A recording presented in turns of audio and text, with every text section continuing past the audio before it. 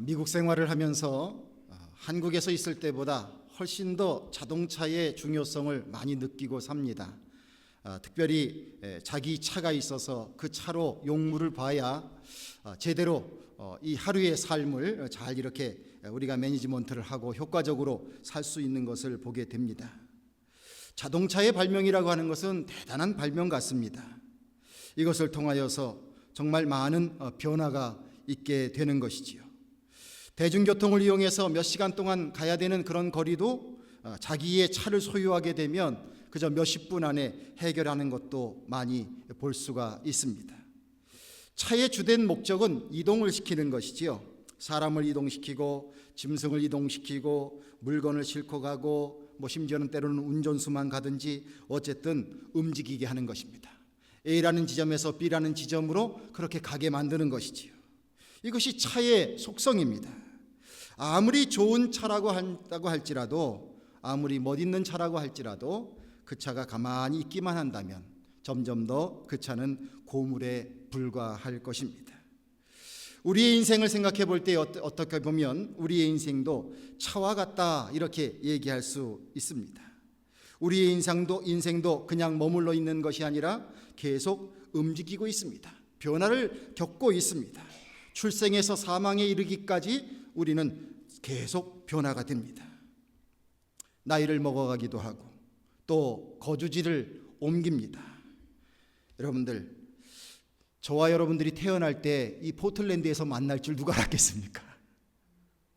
참 오묘해요. 거주지를 옮기면서 우리가 살고 있습니다. 배움과 경험으로 지식을 점점 더 키워가면서 지식의 세계로 우리의 이 사고방식이 더 발전해 나갑니다. 사업을 하시는 분들은 사업을 그냥 그대로 하길 원하시는 분은 없으실 것입니다. 확장시켜 보려고 애를 씁니다. 우리들의 여러 가지 위치와 역할, 이것을 바꾸게 됩니다. 직책 바꾸게 되죠. 우리의 모습도 계속 달라지고 있습니다. 가족의 구조 물론 달라집니다. 처음 태어나서 한 26년 정도는 주로 저는 저희 집에 아버지, 어머니 그리고 삼형제 이렇게 살았습니다. 제 친구는 저희 집을 사막이라고 불렀습니다. 그런데 결혼해서 아내와 살게 되면서 딸 셋을 얻었습니다.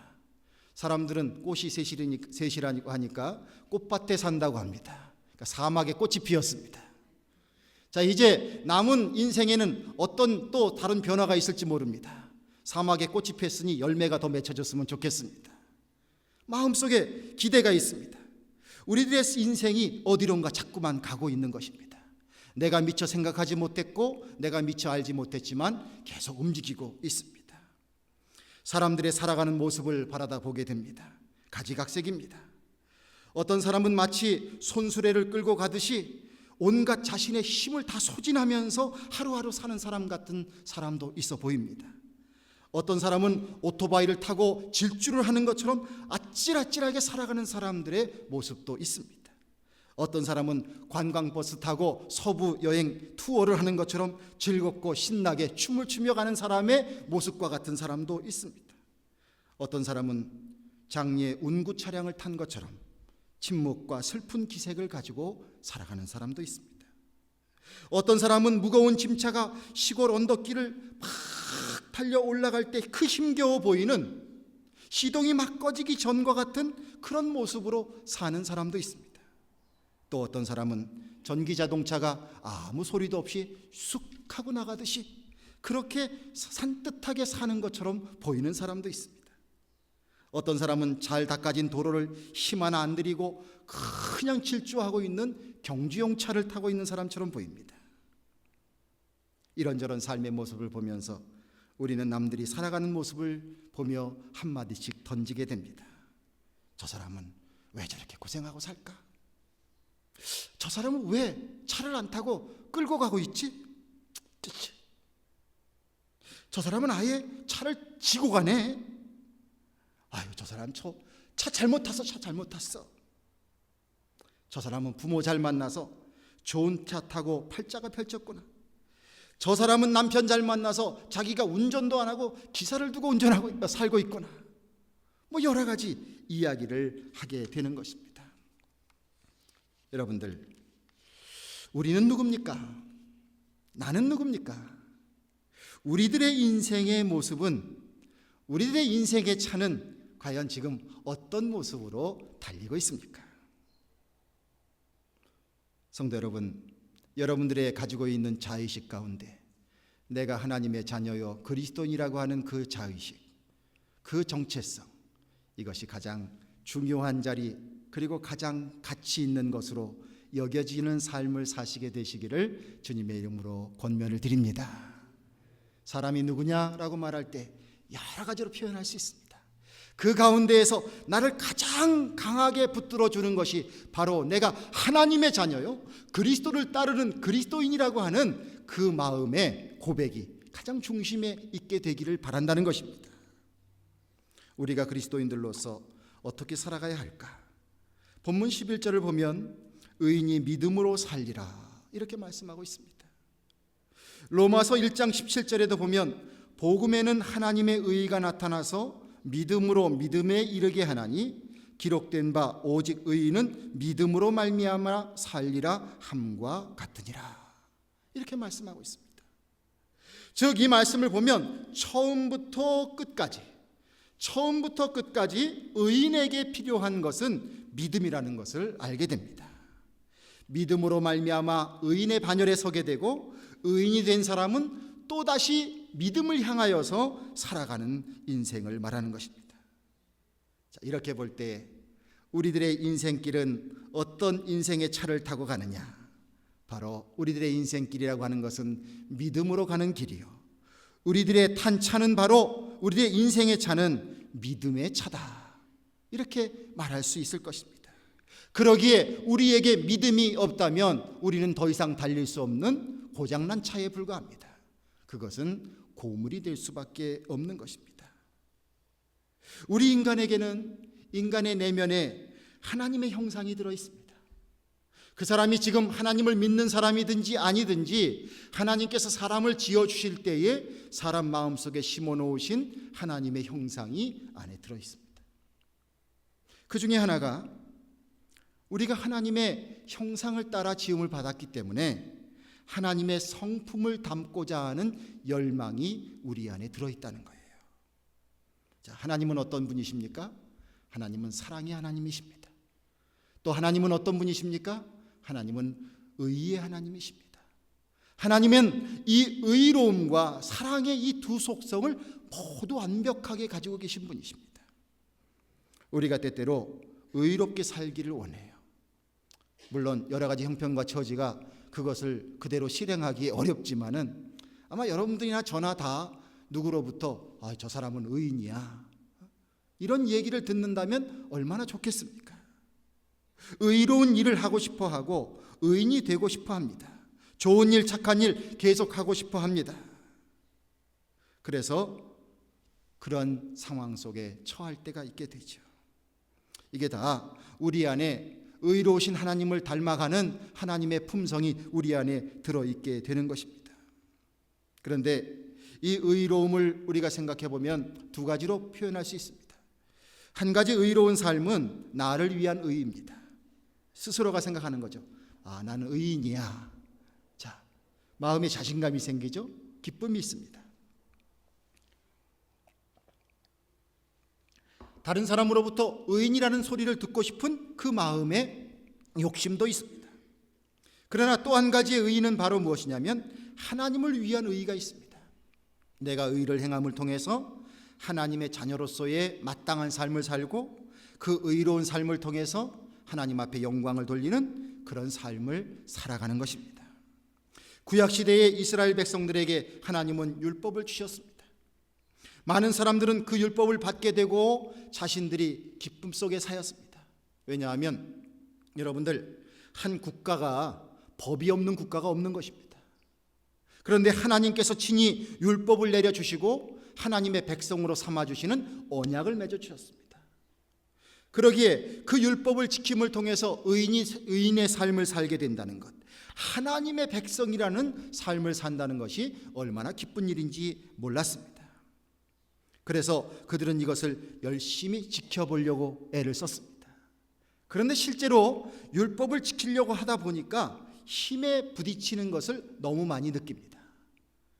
결국은 깨닫게 되는 것이지요. 율법의 조항을 자기들이 다 지킬 수 없다는 것을 알고는 있습니다. 그러나 그렇게 하다 보니까 나는 이것을 지킬 만한 존재가 못 됩니다 라는 고백보다는 서서히 그 율법 속에 담겨져 있는 정신을 뒤로 하고 형식을 자꾸 발전시키는 것입니다. 그래서 율법을 여러 가지의 장로의 유전과 합쳐지면서 이렇게 여러 가지 조항들을 만들어서 그것을 해석하고 이것을 어떻게 해야 될 것이냐, 이렇게 형식적으로 하는 것으로 자꾸 바뀌어져 나가기 시작했습니다. 심지어는 마음속에 이런 마음이 드는 것이죠.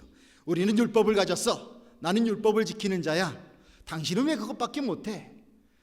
당신네 민족은 율법도 없는 저 이방인일 뿐이야.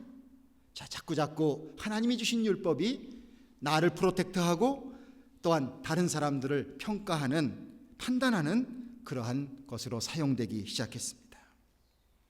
율법은 무겁다면 무거울 수 있지만 그러나 그것은 하나님께서 이스라엘 백성들에게 주신 큰 은혜입니다. 하나님의 백성으로서 하나님의 국가가 지켜야 할 최소한의 법이었던 것입니다. 율법을 잘 지켜서 구원받아라, 주님은 이렇게 말씀하고 있진 않으십니다. 율법을 통해서 하나님의 백성으로서의 도리가 무엇인지를 깨달으라고 알려주시는 것입니다.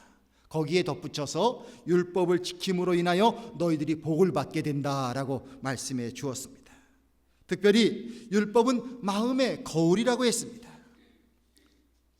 인간이 자신이 잘못했는지 잘했는지 판단의 기준이 있어야 될 거 아니겠어요? 어린아이들을 가르치는 몽학 선생님이 그 아이의 행동에 대해서 잘했다 잘못했다를 평가해주는 몽학 선생님과 같은 역할을 바로 율법이 감당하게 주님께서 허락해 주신 것입니다. 그런데 이스라엘 백성들이 그것을 그대로 쓰지 못했습니다. 예수님께서 오셔서 그 율법을 붙잡고 그 형식에 얽매인 이스라엘 백성들을 꾸짖으신 이유가 바로 여기에 있는 것입니다. 율법을 통해서 가장 우리가 얻을 수 있는 것은 무엇입니까? 첫째는 내가 하나님 앞에, 나라는 존재, 인간이라는 존재는 완벽할 수 없다는 것을 깨닫게 되는 구실입니다. 율법을 지켜보려고 하니까 이것을 절대적으로 다 지킬 수가 없는 거예요. 완벽할 수 없는 것을 깨닫게 되는 거예요. 그러기에 하나님 앞에 용서를 구할 수밖에 없는 그런 나약한 존재가 우리임을 깨닫는 것입니다.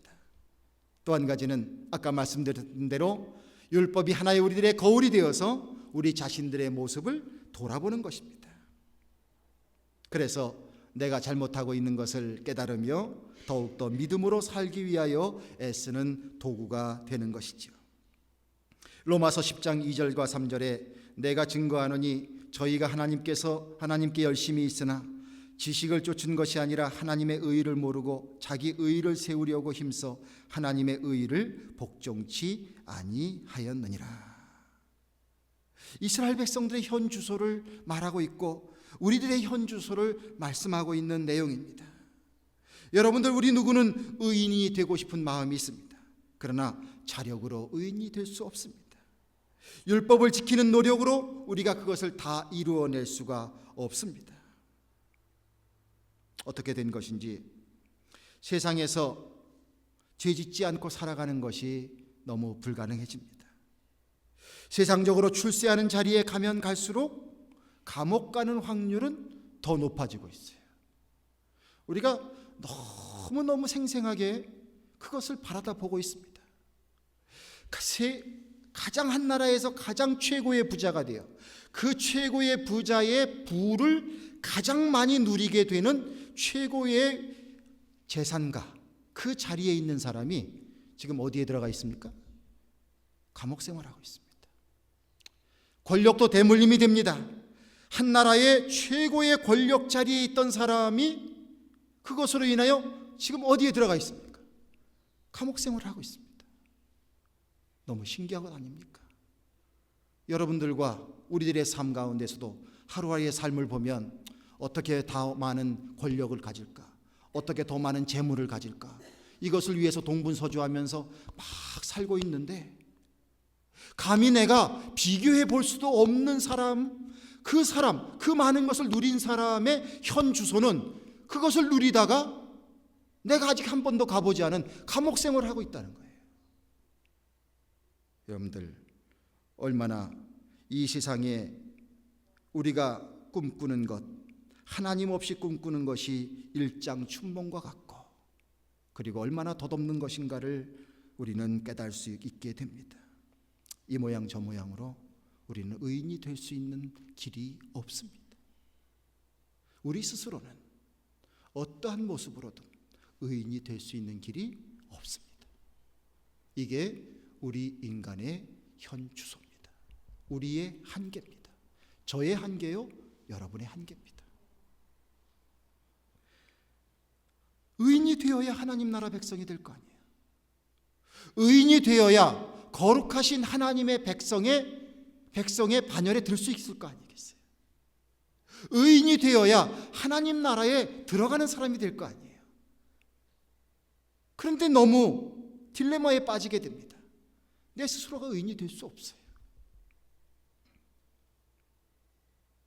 성도 여러분, 그러나 하나님께서는 사랑이 많으신 분이십니다. 하나님의 사랑으로 우리들에게 의인이 될 수 있는 길을 열어주십니다. 그것이 바로 무엇입니까? 예수님을 주로 고백하는 믿음인 줄로 믿습니다. 지금 갈라디아서의 말씀을 선포하시면서 이것을 다시 가르쳐 주는 거예요. 너희가 율법을 통해서 의인이 될 수 있는 것이 아니라 믿음을 통해서 의인이 될 수 있다는 사실을 기억하라고 일러주고 있는 것입니다. 예수님이 우리의 죄와 허물을 씻어주시는 대속제물이 되어주셔서 우리의 모든 죄를 사해 주셨습니다. 그러기에 우리가 하나님이 베풀어 주신 이 은혜의 선물을 믿게 되면 그것을 믿는 믿음으로 말미암아 우리가 비록 의롭지 못하지만 의롭다 여겨 주신다고 말씀했습니다. 대신 죄를 사해 주시고 우리를 깨끗게 해 주시고 우리를 의롭다 여겨 주셔서 하나님 나라의 백성이 되게 해 주신다고 주님이 약속하셨습니다. 그러기에 우리가 의인이 될 수 있는 가장 중요한 핵심은 바로 믿음인 줄로 믿습니다. 하나님이 이토록 이런 구원의 길을 열어준 것은 우리를 사랑하시기 때문입니다. 하나님이 세상을 이처럼 사랑하사 독생자를 주셨으니 주님의 사랑입니다. 주님은 정의도 가시신 분이시기 때문에 엿장수 마음대로 이제 너의 죄를 다 사해 준다 이렇게 하실 수 없으신 분이에요. 우리의 죄를 사해 주시려면 그 죄의 값을 치르는 것이 필요합니다. 어떻게 죄의 값을 치러야 됩니까? 하나님의 자기 희생, 자기 헌신이 없이는 그것의 문제가 해결될 수 없는 것입니다. 만약에 이것이 없이 우리의 죄를 사해 주셨다면 하나님은 더 이상 하나님 되실 수가 없습니다. 그래서 당신의 사랑하는 독생자를 우리를 위하여 우리에게 보내셨습니다. 예수님은 모진 고통을 당하셨습니다. 우리 누구도 예수님 같은 고통을 겪어보지 못했습니다. 그러나 예수님은 한 점 흠도 없으신 분인데, 죄가 없으신 분인데 우리를 구원하시기 위하여 대신 희생해 주셨습니다. 이것이 바로 하나님의 사랑입니다. 그래서 우리는 주님께서 우리를 구원해 주신다고 하시는 이 복음 앞에서 우리는 우리의 머리를 조아릴 수밖에 없습니다. 우리가 무릎을 꿇을 수밖에 없습니다. 우리에게 있는 것은 오로지 감사가 있을 수밖에 없습니다. 나의 공로로 구원된 것이 아니라 하나님의 은혜와 사랑으로 예수 그리스도의 십자가로 우리가 구원받았기 때문입니다. 그 큰 사랑을 우리가 누렸기 때문입니다. 그러기에 우리가 이러한 이 귀한 믿음의 진수를 마음속에 간직하고 우리가 늘 조심해야 될 것이 있습니다. 여러분들, 우리의 믿음에 아는 것들이, 우리의 믿음의 경력이, 우리가 가진 은사들이, 우리가 가지고 있는 여러 가지 신앙적인 것들이 그것이 나를 교만하게 되지 아니하도록 우리는 주님 앞에 더욱더 겸손한 자 되시기를 주님의 이름으로 축원을 드립니다. 경건의 능력이 있어야지 경건의 모양만 있어서는 안 되지요. 정말 믿음이 있는 사람인가 믿음이 없는 사람인가는 어떤 때 판단됩니까? 믿음의 결단을 하는 순간이 찾아올 때입니다. 크고 작게 우리의 삶 속에는 내가 믿음의 결단을 해야 될 순간들이 너무나 많이 찾아옵니다. 그때에 과연 내가 하나님께 감사하며 주님이 주신 은혜를 믿으며 그 안에서 믿음의 결단을 하고 있는가? 이것이 내게 믿음이 있는가 없는가를 가르쳐 주는 거예요. 경건의 모습만 있다고, 거룩 이렇게만 한다고 그것이 내가 믿음이 있는 것이 아니죠. 주님께서 우리를 구원해 주신 그 구원의 은혜에 대해서 진정으로 감사하며 살아가는 우리 성도님들 되시길 간절히 바랍니다. 나를 구원해 주신 주님의 은혜에 감사하게 되면 주님의 사랑을 느끼는 인생이 됩니다. 나도 주님을 사랑할 수 있는 인생이 되면 믿음 생활이 즐거워요. 자, 어떤 때는 너무 피곤합니다. 에이, 오늘은 한번 쉬지 뭐. 정말 여러분들이 너무너무 힘들어서 일어나실 수 없다면 주님께서도 그것은 인정해 주실 수 있으리라 생각이 들어요. 그래, 너 잘하자. 그냥 푹 자고 다 회복해서 그래서 다시 새롭게 일어서라. 이렇게 인정해 주실 것 같아요. 그러나 여러분들 내 마음속에 주님이 나를 구원해 주신 은혜를 자꾸 경험해 가면서 율법적으로가 아니라 하나님 베풀어 주신 그 은혜를 믿음으로 받아들이고 나도 주님을 사랑한다는 마음을 갖게 되면 내가 조금 힘들어도 다시 일어서는 거죠. 그래서 주님 앞에 달려나가고, 그리고 주님 제가 왔습니다. 주님 제가 피곤합니다. 제게 힘을 주세요. 주님이 잘 왔다 아무개야 따뜻거려 주시면서 너 많이 고생했지? 너 많이 속상했지? 너 많이 힘들었지? 내가 너를 위로해 주마. 너와 함께하마. 이런 주님의 사랑을 느끼며 살아가는, 이 믿음을 갖고 살아가는 여러분들과 우리가 되기를 바랍니다. 남편이 늦게 들어와서 밥 차려달라고 하면 아내는 신경질을 낸다고 하죠. 근데 아들, 딸이 늦게 들어와서 엄마 밥 줘. 그러면 누워있다가도 벌떡 일어나서 밥 차려준대요. 아마 자식 사랑의 마음이 더 큰가 봐요. 여러분들, 하나님의 사랑 안에 우리가 믿음으로 살면 마치 야곱이 라헬을 얻기 위해서 종살이를 했지만 14년의 세월이 수일같이 지나갔다는 것처럼 여러분들 주님 믿고 살아가는 이 땅의 삶이 주님과 함께 믿음 속에서 주님의 사랑을 느끼고 살아가는 그 인생이 될 때에 여러분들 이 땅에 사는 주님과 동행하며 살아가는 믿음의 삶이 수일처럼 지나가게 될 줄로 믿습니다. 이 은혜를 누리며 살아가는 우리가 되기를 바랍니다. 우리가 믿음을 가진다는 것은 하나님의 우리를 향하신 사랑을 믿는 것입니다. 그러기에 우리가 뭘 다 알아서 믿는 것도 아니고요, 다 알아야 믿는 것도 아닙니다. 예수님을 알게 되고 하나님을 알게 되고 그분이 나를 얼마나 사랑해 주셨는지를 믿게 되면 예수님 하시는 말씀을 다 믿기 시작하는 겁니다. 성경을 붙잡고 이건 왜 이게 이해가 안 돼요? 난 이것 때문에 더 이상 나갈 수가 없어요. 이건 바로 무엇입니까?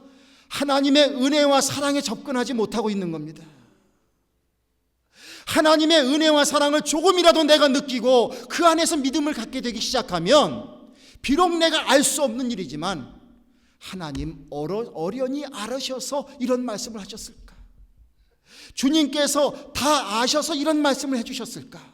이렇게 믿고 나가는 겁니다. 그렇게 나가다 보면 이전에 이해할 수 없었던 것이 믿어지게 되고 깨닫게 되고 나에게 확증이 되고 이렇게 되는 줄로 믿습니다.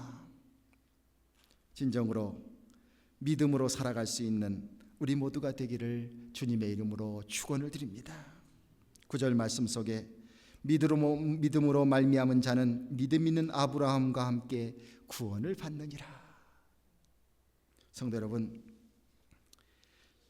저는 주님이 필요합니다.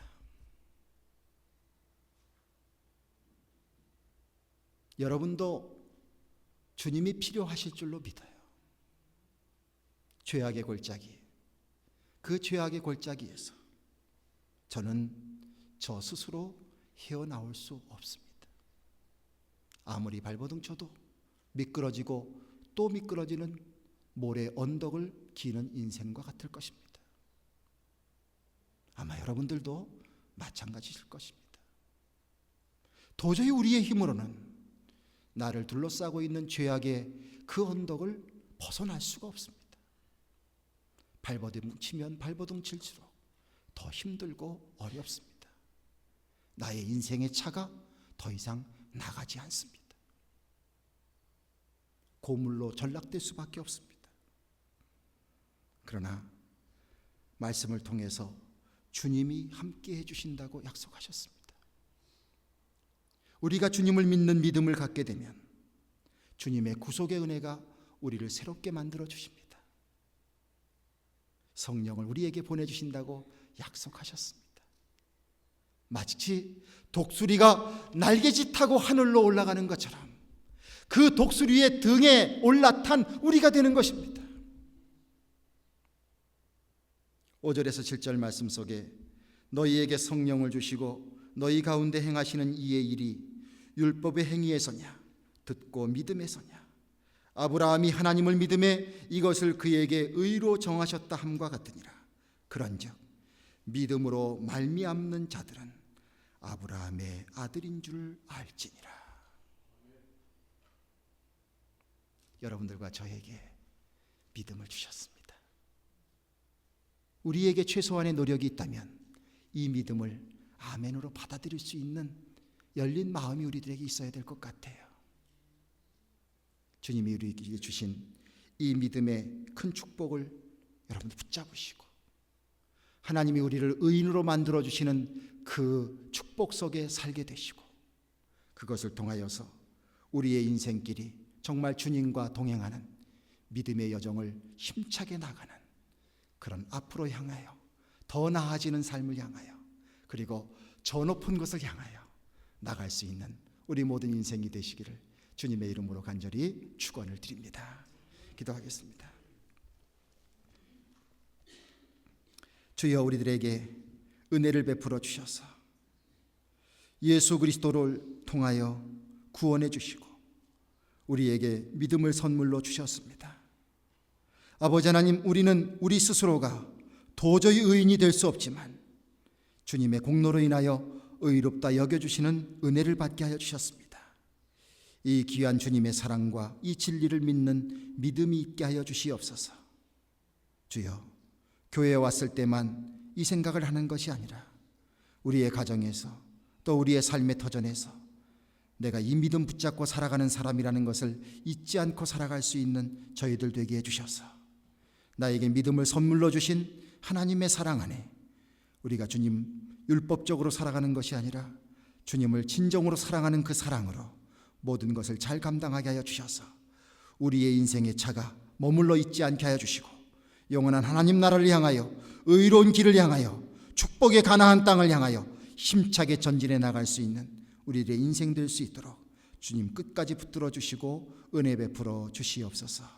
우리 주 예수 그리스도의 이름을 받들어 기도드리옵나이다. 아멘.